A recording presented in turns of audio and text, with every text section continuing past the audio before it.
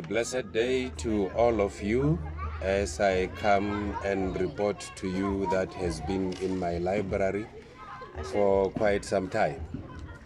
And since Friday, the conclusion of the matter before the Limpopo High Court at 3 o'clock.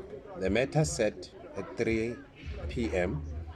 It was only me and the judge, the stenographer and the secretary of the judge, and a few in the gallery.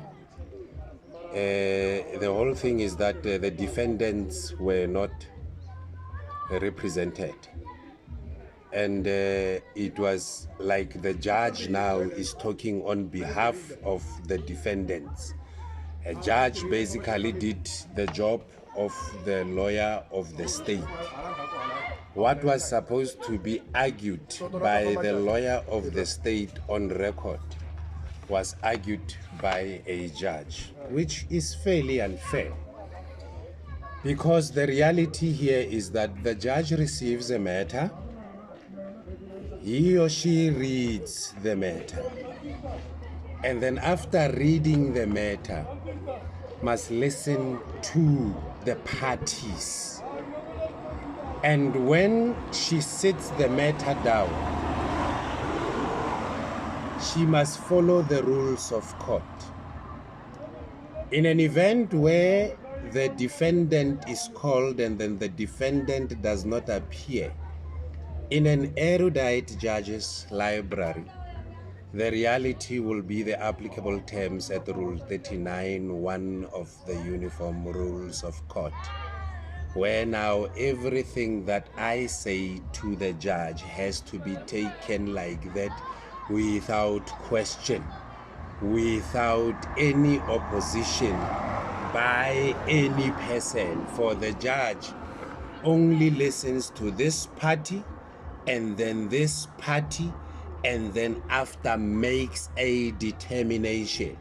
A judge must never jump into the arena of the parties. A judge is independent and subject only to the Constitution and the law, which he or she must apply impartially and without false evidence appearing real, which is fear, favor, or prejudice.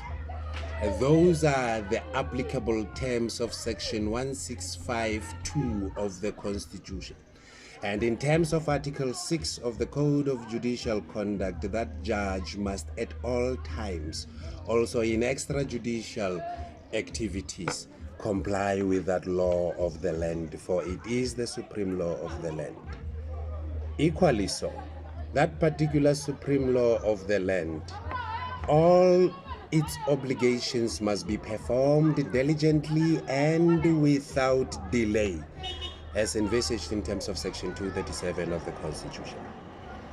When you perform an activity diligently and without delay at Section 1652 of the Constitution, you are bound by the law as a judge to only act in accordance with the Constitution and the law. Now, what the judge did was with fear, with favor, and extreme prejudice to the best interest of our children. Our children, good people, cannot vote, and I'm telling you that they cannot vote. Yet these particular children are constantly forced to sing in national prayer and ask God to let us, not only them, but us, live and struggle, strive or attempt for freedom in South Africa, our land, which is law or conduct that is inconsistent with the applicable terms at Section 9(2) of the Constitution, obligating that equality includes the full and equal enjoyment of all rights and freedoms, not the full and equal striving of all rights and freedoms, no. And all people that are in jail are there mainly because they are perceived to have broken the law of the land. Now, you go to a person that is subject only to that particular law at section 9.2 and ask her or him to respect, promote, protect, and fulfill that particular law as obligated in terms of section 7.2 of the Constitution, and that judge does not. I tell the judge that for me to get to Limpopo, I had to ask people for money, because people in the defense force, they told the DOD personal system that I am in jail for 5 years. I'm convicted to imprisonment for a period not exceeding 5 years as envisaged in terms of section 105 of the Defense Act. And that reality is false evidence appearing real to all of you. I have called the office of General Molaudzi and then asking to meet with her at 1100 on Wednesday, this coming Wednesday, because she has indicated her indication that she will have meetings on Thursdays and Tuesdays, which are committed to her schedule, and any other time one can make such an appointment. And I have made that appointment with her secretary, and I'm waiting for her secretary to call me back on my number, which I have given her, and then for the meeting to come to effect. There we are meeting in terms of section 34 of the Constitution and the law at section 57.2 of the Defense Act.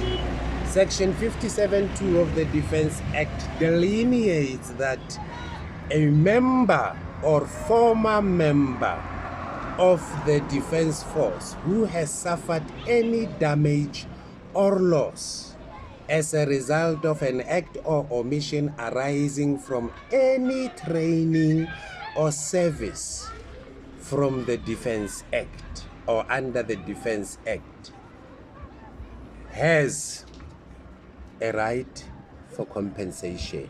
Read the entire applicable terms. I've tried to explicitly delineate them for you as well as I could.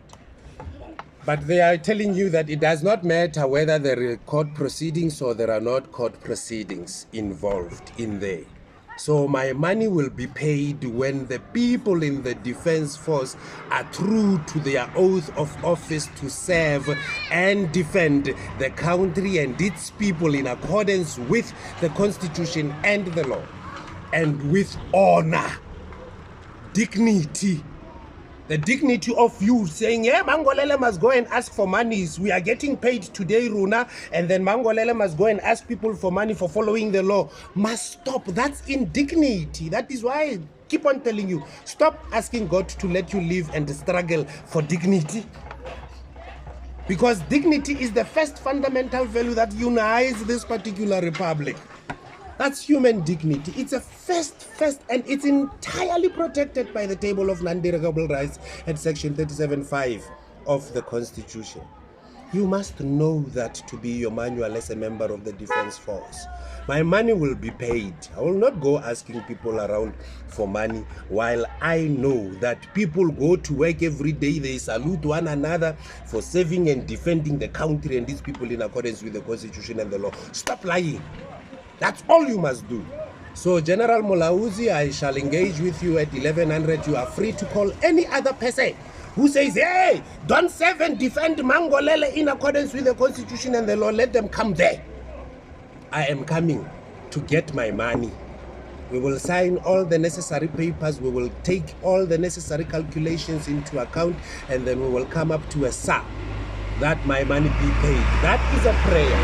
That is in court record also. I will deal with the court record issue, and then I will deal with that particular misunderstanding in that regard. And listen to me, Judge President Padudi. Your judges must learn to respect Rule 49 of the Uniform Rules.